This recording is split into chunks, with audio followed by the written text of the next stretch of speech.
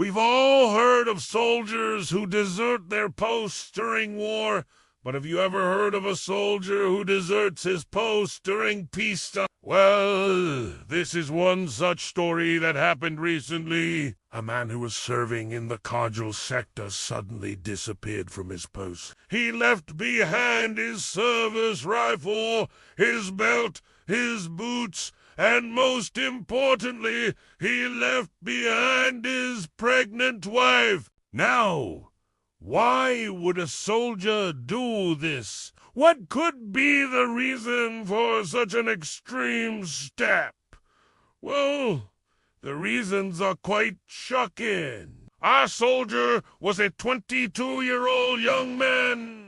He hailed from a small village in the Bikaner district of Raj, and according to his commanding officer, he had a very troubled childhood. His parents died when he was just 10 years old, and since then he was living with his uncle. Apparently, his uncle was never very supportive. So our soldier joined the army. He wanted to serve his country, and also he wanted to make his late parents proud. But within a few months, he started having second thoughts.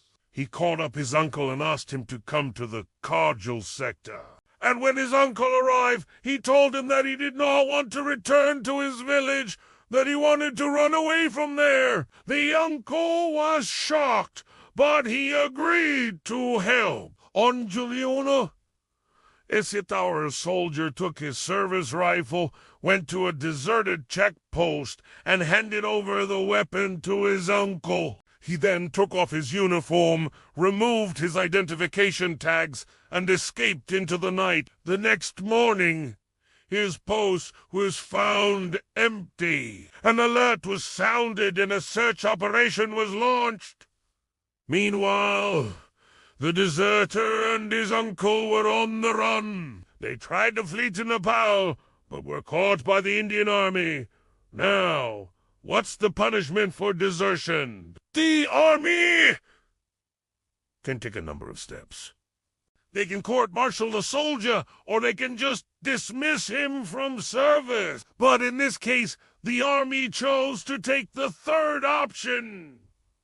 They chose to pardon him. And this is because the army believes that this soldier did not mean to desert his post. He was, in fact, a victim of circumstances. He was a victim of his troubled childhood, of his difficult upbringing. Had his parents been alive, perhaps he would not have taken this extreme step. Had his uncle been more supportive, maybe he would not have thought of running away. But one question still remains. What about his pregnant wife? What will she do now? Well, this is what's tragic. This soldier's wife is also his cousin. Their families had fixed their marriage a couple of years back, and they had a child also. But this entire episode has put the spotlight on the Army's one rank, one pension scheme. It says that all soldiers who retire at the same rank get the same pension.